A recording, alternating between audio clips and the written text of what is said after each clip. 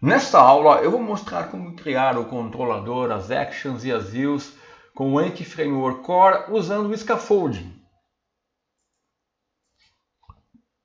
Então eu vou partir da aplicação que criamos na aula anterior, onde definimos o nosso modelo de domínio, nossa classe de contexto, criamos as tabelas e o banco de dados usando migrations, e agora eu vou mostrar como usar o scaffolding para poder criar automaticamente o controlador, os seus métodos actions e as respectivas views. Isso vai ser um trabalho de scaffolding.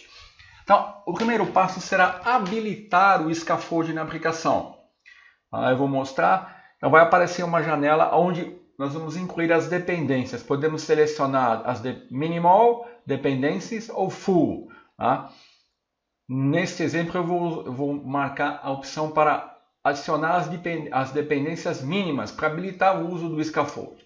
Após essa definição, vamos selecionar o scaffold que vamos usar. Para aplicações da ASP.NET Core MVC, nós temos três opções. Criar um controller MVC vazio, criar um controller com as actions para leitura e escrita, e no nosso caso vamos usar a terceira opção, que vai criar um controlador com as views usando o Entity Framework. Após adicionar o scaffold, nós temos algumas informações básicas para informar. Tá? Para criar o controller, as actions e as views, nós vamos ter que informar na janela Add Controller as seguintes informações. O nome da classe do modelo, que representa o DB7. Depois vamos informar o nome da classe que representa o nosso Data Context, que é a classe de contexto, que representa o DB Context. Depois vamos marcar para gerar as views. Podemos não desejar, gerar as views desmarcando essa opção. Vamos escolher uma página de layout, que deixando em branco nós vamos usar o layout padrão, e depois vamos informar o nome do controlador. Tá? Fazendo isso, vamos ter aqui o botão Add habilitado e automaticamente o scaffold vai gerar um controller com os métodos actions index, create, edit e delete. E as respectivas views. Então vamos ver isso na prática. Eu estou com o Visual Studio e a nossa aplicação criada, aberta. Então eu tenho na pasta Controllers, vou trazer aqui para você visualizar melhor e vou selecionar, clicar com o botão direito, deixa eu puxar mais para cá, clicar com o botão direito e vou selecionar a opção Add Controller. Nesse momento, eu vou incluir as dependências para habilitar o scaffold. Eu vou marcar Minimal Dependencies e vou selecionar Add. Ele vai incluir algumas dependências aqui para poder usar a ferramenta de scaffolding no nosso projeto. Vou fechar esse arquivo texto que ele gerou e agora eu vou criar o controller. Vou clicar com o botão direito, vou dar Add Controller. Agora, com o scaffold habilitado, ele vai me abrir a janela para me escolher qual scaffold eu quero usar. Então, eu tenho aqui três opções para criar um controller API e um controller MVC. Na ASP.NET Core, tanto o MVC como o API herdam da classe Controller. Para aplicações ASP.NET Core, nós temos a opção de criar um controller vazio, um controller com actions para criar, ler, atualizar, deletar e listar entidades, mas eles vão estar vazios. E aqui ele vai criar um controle com actions e views razor para criar, ler, atualizar, deletar e listar entidades a partir do Data Context do Entity Framework.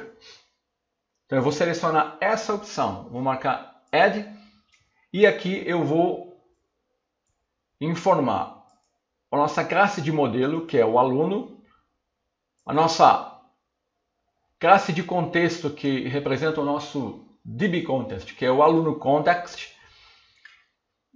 Vou deixar marcado aqui para gerar as views, referenciar os scripts, as bibliotecas de script e usar a página de layout padrão. Aqui ele já definiu o nome do controlador, sugerindo o nome alunoes controller. Eu só vou alterar o nome aqui.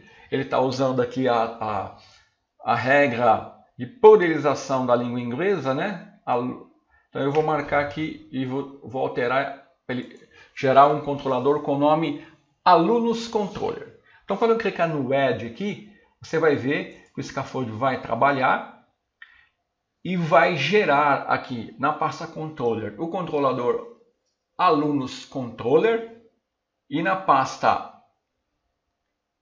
views vai gerar uma pasta alunos e dentro dessa pasta todas as views referente aos métodos actions do controlador. Tá aqui, ó. Vamos conferir, ó. O controlador foi gerado. Deixa eu dar um. E aqui, ó, na pasta views, ele gerou uma pasta alunos referente ao controller alunos. E olha as views: index, edit, details, delete e create.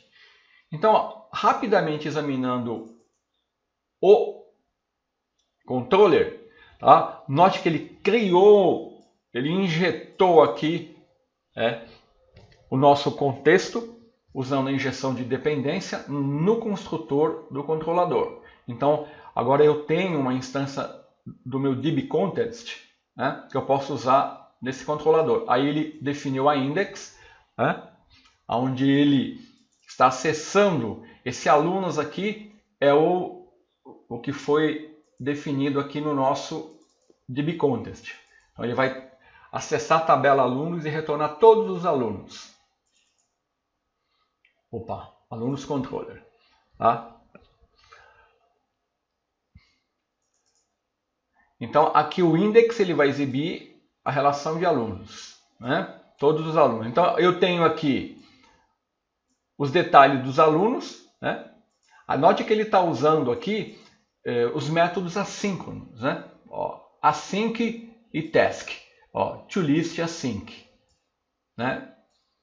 Então, o details, ele está passando um ID no nullable e está usando o single ou default assíncrono, retornando um aluno cujo ID é o ID que ele recebeu ali.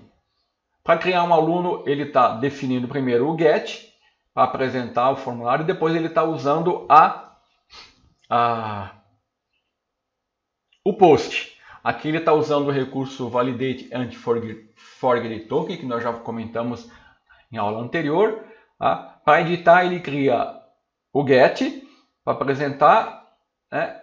E o post, tá? Para efetivar a validação. Eu vou mostrar em detalhes depois os métodos que ele está usando aqui, porque aqui não estou usando o Aldonet, estou usando o Entity Framework. Então, no Entity Framework, eu vou comentar rapidamente, para mim criar um aluno, eu tenho que adicionar ele no contexto e sempre dar um Save Changes. Eu vou mostrar isso depois, eu vou criar cada uma dessas views com esses métodos. Depois, para mim editar, eu dou um Update, né, e um Save Changes. Para mim deletar, eu dou um Get aqui e no post eu dou um Remove e Save Change. Então no Entity Framework, o Save Changes é um comando que ele vai persistir a informação no banco de dados. Tá? Eu trabalho com métodos que vai atualizar em memória, como Update. Cadê o add? Como add, update, remove, né? Esses são métodos que eu utilizo para gerenciar as entidades na memória e o save change ele vai persistir no banco de dados. Então está tudo gerado aqui. Se eu executar, eu vou executar para concluir aqui o nosso e vamos ver as views funcionando, né? Aqui ele também está usando o recurso do Bootstrap para gerar as views e as views user, né? Usando os HTML helpers, né? Vamos ver aqui o resultado. Então, olha, só para, no nosso caso, o que vai acontecer? Como no meu startup o mapeamento está indo para o controle home e a view action index, a página que ele vai exibir vai ser essa. Se eu quiser acessar o controlador alunos, né, e a view index, eu tenho que acioná-la. Então olha aqui, ó, tá? Então aqui eu tenho os métodos para ver detalhes, né, retornar para a lista. Eu não fiz a tradução, criar um novo aluno, né? Vamos criar um aluno aqui.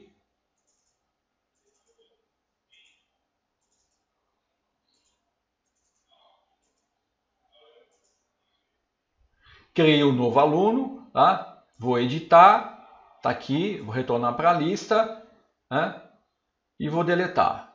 Ele solicita a confirmação, dá um delete, você vê. Funcionando normalmente da mesma forma que nós criamos usando a Adonet.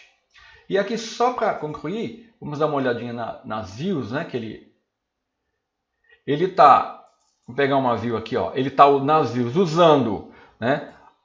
Quando for o caso, as views tipadas, referenciando o model, usando as tag helpers, né, para definir algumas actions, os HTML helper para exibir e renderizar as informações do modelo, né?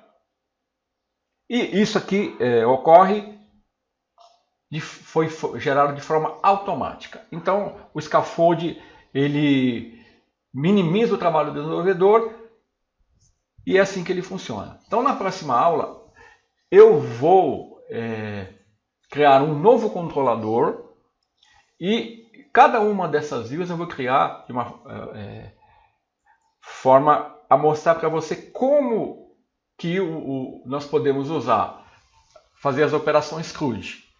Adicionar, editar e excluir informações de um banco de dados numa aplicação ASP.NET Core usando o Entity Framework Core. Até a próxima aula.